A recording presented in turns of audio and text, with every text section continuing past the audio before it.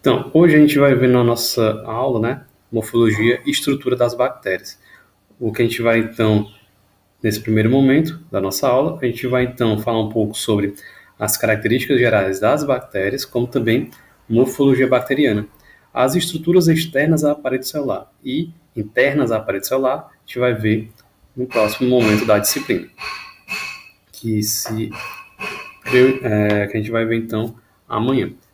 Já está disponível lá no Google Classroom a primeira parte da aula em PDF. Então, vamos lá para o...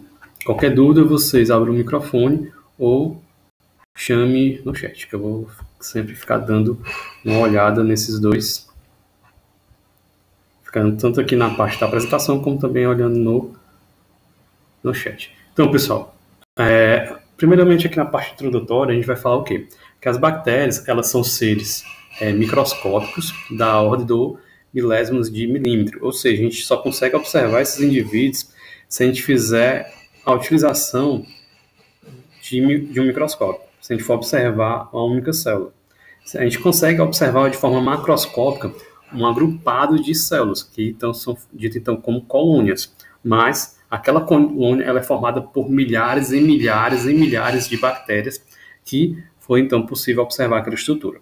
Então, pessoal, só para vocês terem ideia em relação ao tamanho de escala de uma bactéria, a gente tem aqui do lado, ó, a gente tem aqui uma hemácia.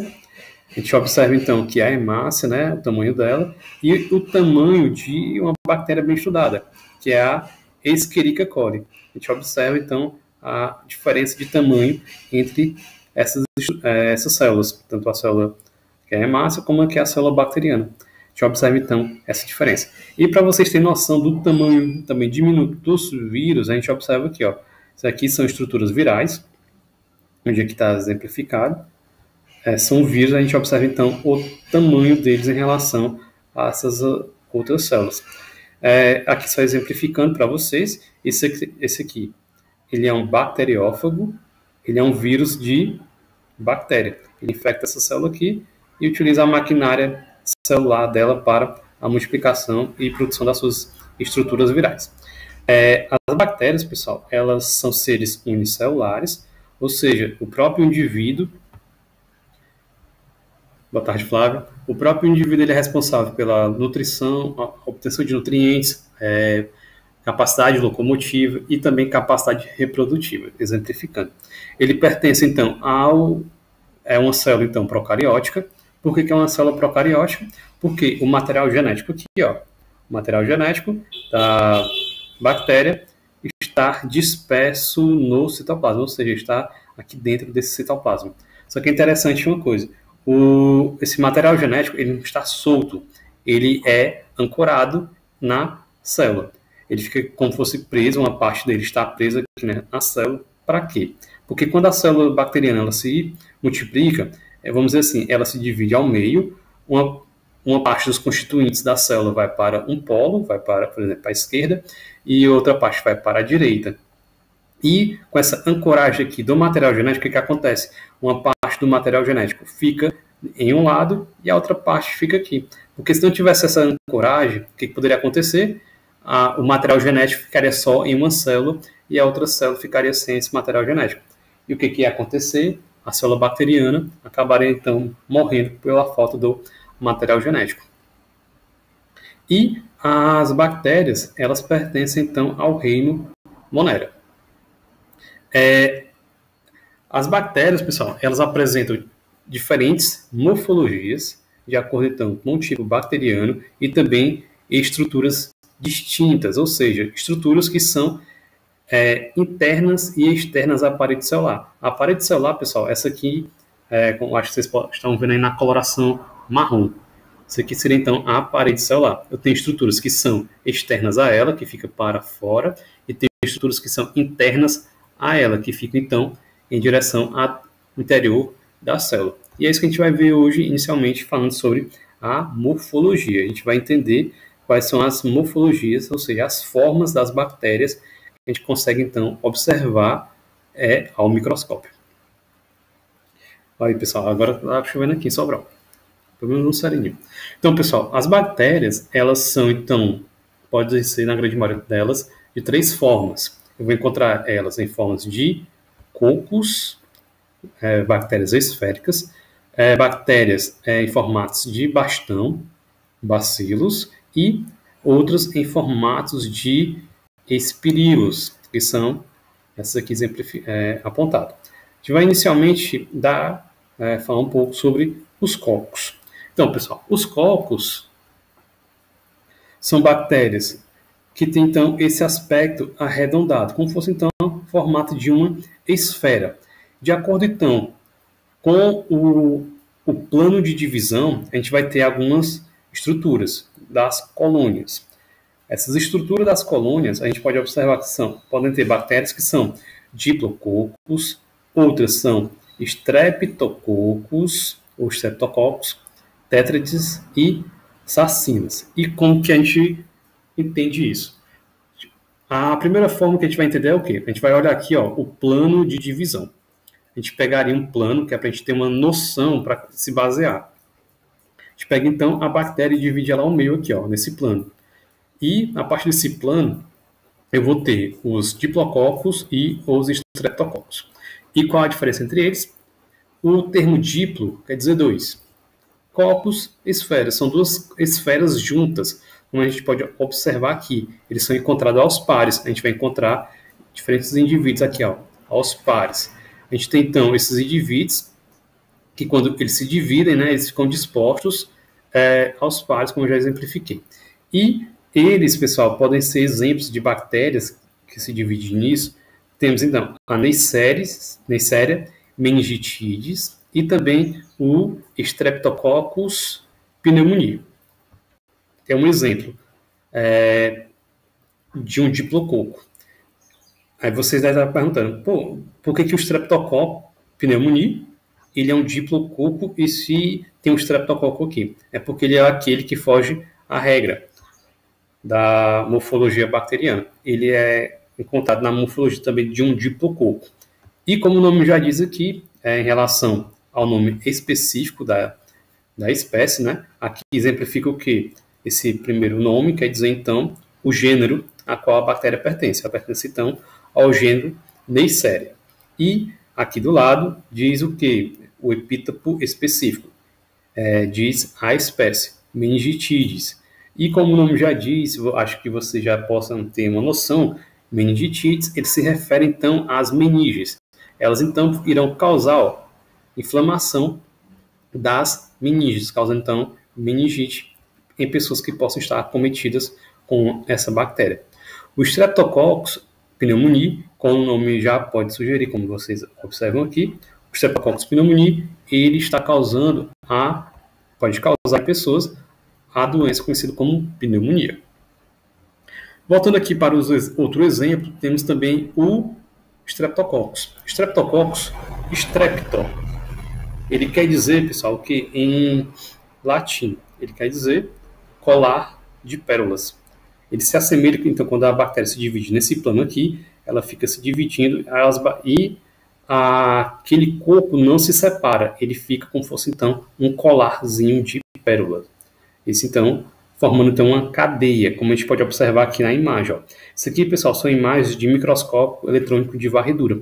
Ele tem um grande poder de resolução, ou seja, consegue ver estruturas muito diminutas com esse grau de detalhes. E essa coloração aqui é uma coloração artificial. Uma coloração feita, então, por software. Aqui, pessoal, esses indivíduos eles ficam em cadeias longas. Então, temos, então, o Streptococcus exemplificado. Um exemplo de bactéria, temos, então, o Streptococcus salivarius. Como a gente já pode identificar aqui pelo nome específico da espécie, ele pode estar presente na nossa mucosa bucal, nessa região da nossa boca.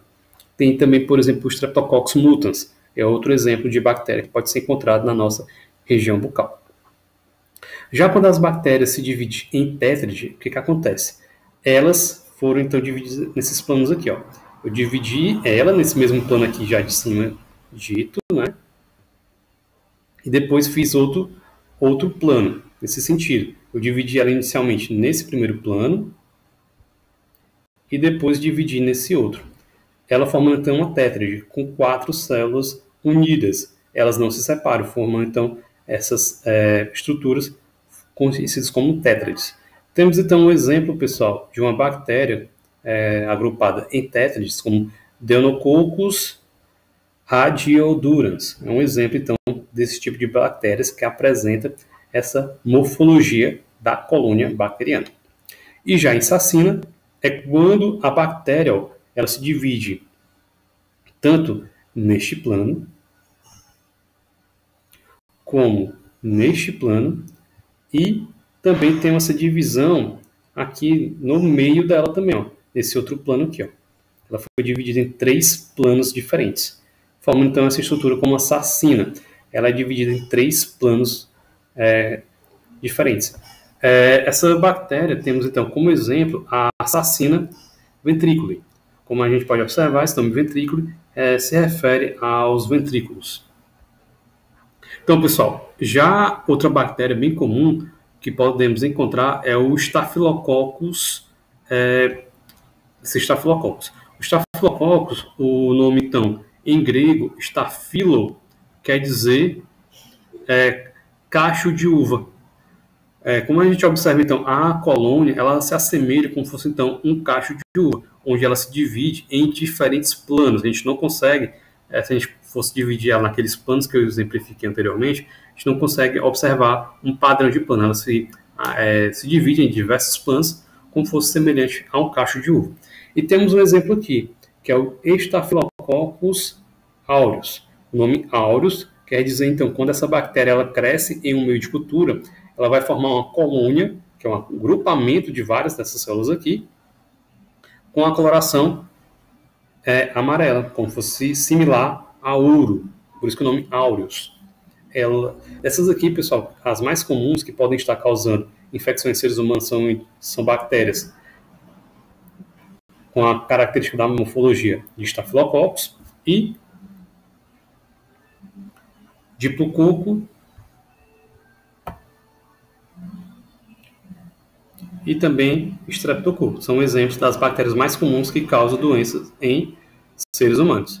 E a gente vai também entender que essas bactérias, de acordo com os constituintes existentes na parede celular dela, elas podem ser divididas em gram-positivas e em gram-negativas. Isso a gente vai ver amanhã na nossa aula. Já as bactérias em formatos de bacilo são bactérias que elas têm o formato da sua colônia similar a um bastão. Temos aqui, inicialmente, o Streptobacilo. Novamente, Strepto tem a relação com o nome fosse, então, um colar de pérolas. Mas como a colônia, a estrutura aqui formada, não é arredondada, e sim em formato de bacilo, ele também tem essa denominação, porque ele vai formar uma cadeia de bacilos unidos. Como a gente pode observar aqui. Essa cadeia é um exemplo de bactérias que tem essa morfologia da colônia, é o Bacillus anthracis. Esse Bacillus anthracis é aquele que a gente falou na nossa aula em relação ao carbúnculo hermético, aquele que estava causando aquela morte dos bovinos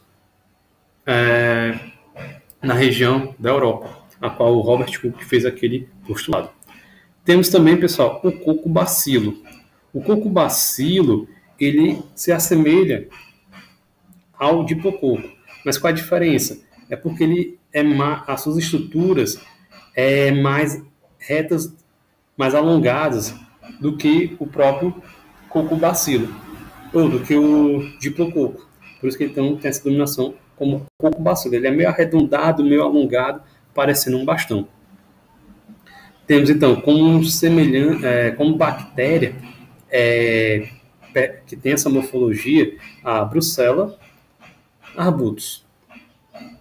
E já a bactéria que pode formar também bacilos isolados, temos, então, a Escherichia coli. São bactérias que elas podem ser encontradas isoladamente, né? Cada estrutura dessa a gente pode observar na microscopia, de microscopia óptica. A gente consegue, então, observar essa bactéria aqui, no caso a Escherichia coli. Já temos também o Diplobacilo. Qual a diferença, então, do diplobacilo para o streptobacilo? O diplobacilo, como o nome já diz, ele só tem 2 bacilos aqui, ó. Cada cadeiazinha dessa é formada apenas por 2 diplobacilos, porque se fosse vários diplobacilos, já seria um streptobacilo. E como exemplo de uma bactéria que fica, então, formando essa estrutura, o diplobacilo, temos o Diplobacillus varibialis. São um exemplo, então, de bactérias com esse tipo de morfologia. E temos, então, as bactérias em formato de espirilos. As bactérias em formato de espirilos, pessoal, elas podem ser divididas em 3 tipos, como vibriões, espirilos e... deixa eu baixar aqui. E espiroquetas.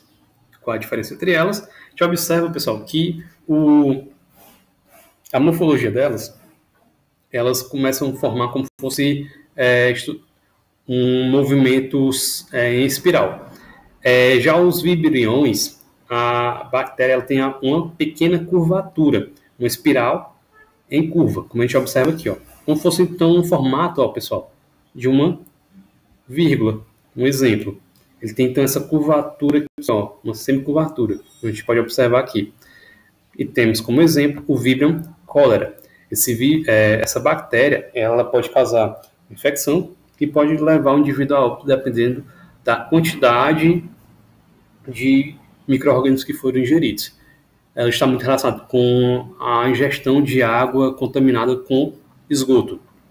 E quando a pessoa adquire, então, uma infecção por esse tipo de bactéria, a pessoa pode vir a óbito em decorrência da grande perda de líquidos, porque a pessoa tem uma diarreia muito volumosa durante a infecção, e essa perda de líquidos em excesso pode levar a pessoa, então, a óbito. Temos outro exemplo, pessoal, que são os espirilos. Essa bactéria, ela forma, então, as suas espiras, né, quando ela começa, então, a forma da sua bactéria, elas são espiras rígidas. Na hora que ela está aqui, ó, se formando, essas espiras aqui são espiras rígidas. E elas apresentam mobilidade, porque nas suas estruturas, elas irão apresentar aqui, ó, um flagelo. Esse flagelo vai permitir com que ela se locomova. Ela consiga, então, movimentar esse flagelo e se movimenta no meio onde ela se encontra. O Vibrio cholera também tem o flagelo, como a gente pode observar aqui na imagem. Um exemplo de bactérias que tem esse formato de espirilos, temos o Spirillum minor. Um exemplo desse tipo de bactéria. E temos, então, as espiroquetas. As espiroquetas, pessoal, as espiras delas são flexíveis, ou seja, a partir dessa espiral dela aqui, que ela forma, ela é flexível, o que permite, então, com que ela se locomova. Ela consegue, então, mover essa estrutura interna dela e ela consegue, então, se locomover através, então, de uma estrutura conhecida como filamento axial. Apenas as bactérias que pertencem, que tem essa estrutura, tem esse filamento axial, como, por exemplo, o Treponema pallidum e a Borrelia recurrentes. São exemplos de bactérias que apresentam esse tipo de estrutura. O Treponema pallidum, pessoal, é aquela bactéria que está envolvida na doença bem comum no nosso meio, que é aquela IST, conhecida como sífilis. Ela está, então, envolvida, nos casos de sífilis, em decorrência dessa bactéria, o Treponema pallidum. E aqui, pessoal, nesse último slide, a gente vai, então, ver as estruturas que são externas à parede celular, como também internas à parede celular. A gente vai tomar como sentido de norte a estrutura da parede celular da bactéria. A partir disso, a gente consegue, então, ver quais são as estruturas que estão fora, que são externas à parede celular, e também as estruturas que são internas a ela. E essas estruturas são variáveis entre as bactérias. Tem bactérias que não vão apresentar algumas estruturas e tem outras que irão apresentar. E também as estruturas internas. Podem ser que existam bactérias que tenham e outras que não tenham essas estruturas. E como a gente vai ver, algumas dessas estruturas vai dar uma coisa bem interessante para as bactérias, que é esse aqui, ó, fator de virulência. O fator de virulência, pessoal, vai fazer com que uma bactéria pode ser ou não prejudicial à nossa saúde em decorrência desses fatores de virulência. E aqui eu vou mostrar para vocês uma imagem mostrando quais são essas estruturas que são internas e externas à parede celular. As que estão marcadas são aquelas que são internas, que estão aqui dentro de um retângulo quadriculado. São estruturas que são internas à parede celular. E as demais são as externas. A gente vai falar amanhã, vai falar dos flagelos, falar o que é e a importância dela para a bactéria. A gente vai falar então das fímbrias. Elas se assemelham, como a gente pode observar aqui, se assemelham com o flagelo, mas tem funções diferentes. Como também a gente vai falar aqui do pilus. Esse pilus também tem uma importância para a bactéria, podendo deixar ela patogênica quando ela adquire uma estrutura interna de outra bactéria, como por exemplo aqui, ó, o plasmídio. Plasmídio, pessoal, ele pode transferir entre as bactérias fatores de virulência. O que seria um exemplo de fator de virulência? A capacidade da bactéria ser resistente a um antibiótico, ou a capacidade da bactéria produzir toxina, ou a capacidade da bactéria produzir uma estrutura externa, como por exemplo aqui a cápsula.